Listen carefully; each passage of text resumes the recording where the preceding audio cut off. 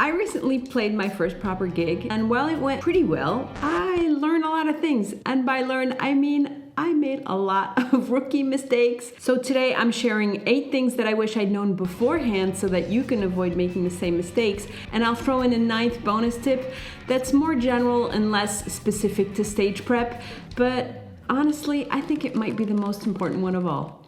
Number 1, not planning food and hydration. Okay, first major fail, I didn't bring any food with me. I figured there'll be food there, I'll be fine. There wasn't. I ended up surviving on chips, coffee, and fries all day. And water, I forgot my water bottle. And because I'm weird about reusable cups, I've had some sketchy experiences where they weren't the cleanest. I ended up dehydrated, especially the next morning, if you know what I mean. Next time, I'm definitely packing a protein bar and a water bottle. Definitely a water bottle. And maybe I'll learn to pronounce water bottle.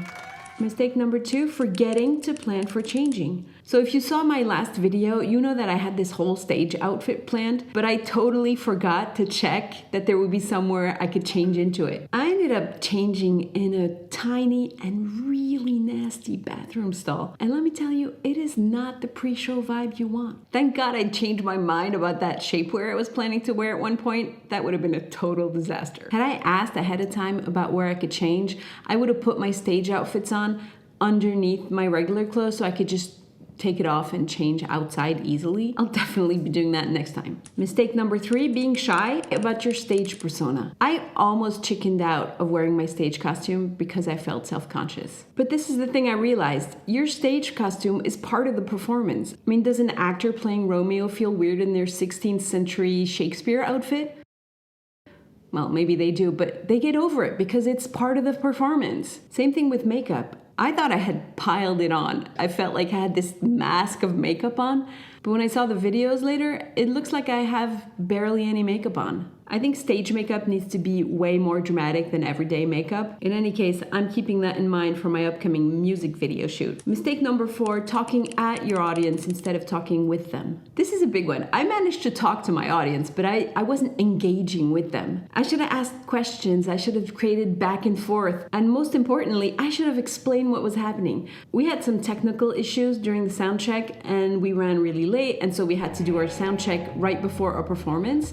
And so we did the sound check, and then we went off stage to change, and then we came back to the stage to do our real set. But I never explained this to the audience. So some people actually thought that the sound check was our performance, and they left before we even started, probably thinking we were really bad.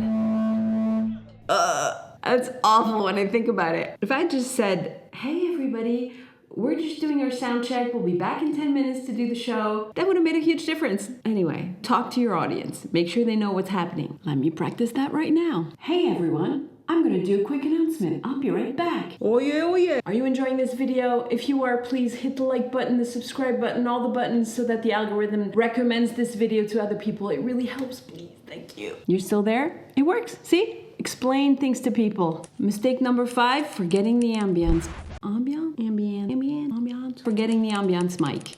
So we actually set up an ambience mic, but I didn't set it nearly high enough in my in-ear monitors. I felt like I was in this bubble, so I missed out on the pretty important part of the experience.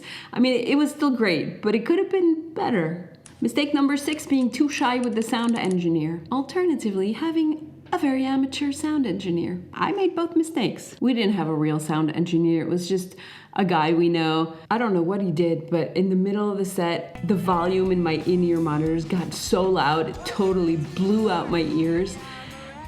It only lasted a couple seconds, then he must have realized what his mistake was and turned it down again. But then for the rest of the show, the volume was set just a tad too high. What I should have done is said, hey guy, can you turn it down a little bit? What I did do is nothing.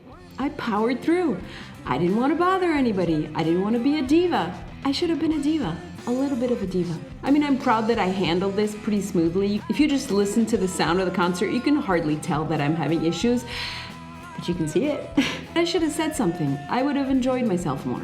Mistake number 7, not planning for encores. Having an audience asking for an encore is a good problem to have. We had it. We got to the end of our set and people started cheering for more.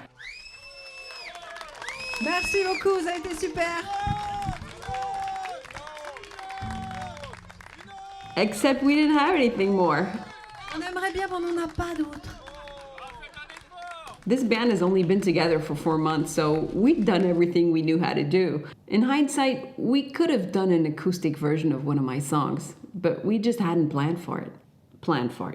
Mistake number 8, not recording the event properly. I was so focused on performing that I almost didn't set up my video equipment. Thankfully, I remembered at the last minute, but I didn't have time to do it properly, and I set up the camera way too low. And it wasn't a problem for our set, thank God, but the band after us, they had people come right to the front of the stage, and they were in front of the camera, so their footage isn't as good.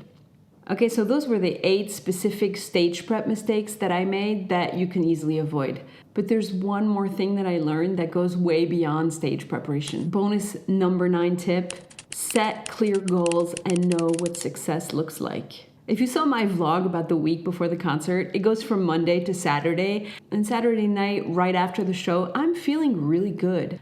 But what I didn't show in that vlog was the meltdown that I had on Sunday. The day after the show, I was tired and I was dehydrated and I was hungover. Plus, I was in this down, depressing phase that I always have to navigate when a big project that's been consuming a lot of my time and energy is finally over. And then I watched the footage from the concert and all I could see were the mistakes. The off-key notes and the awkward dance moves and everything. And I crashed. I mean, total mascara streaking, emotional meltdown. And my husband, bless his soul, was there, as he always is, to ask the right questions and prop me back up. And he was like, wait a second, remember what the goal was at the beginning? And I was like, yeah, I know, you're right. The goal wasn't to be perfect. It was that I enjoy myself. And he was like, no, that was a goal you set later. The first goal was just to see if you like doing shows. I was like, all right, I remember. 3 months ago, I didn't want to do any shows. I was terrified of getting on stage. I got off that stage and I was like, when are we doing this again? I had so much fun. I should have written down my goals. I should write them down. I should check them regularly, and I should celebrate when I achieve them instead of focusing on these hidden expectations I didn't even know I had. So there you have it. Drop a comment and let me know which tip was the most useful for you, especially if you're preparing your own first gig. And don't forget to like and subscribe. My first single's coming out soon and I don't want you to miss it. And if you want to see footage from my first gig, it's right here. See ya.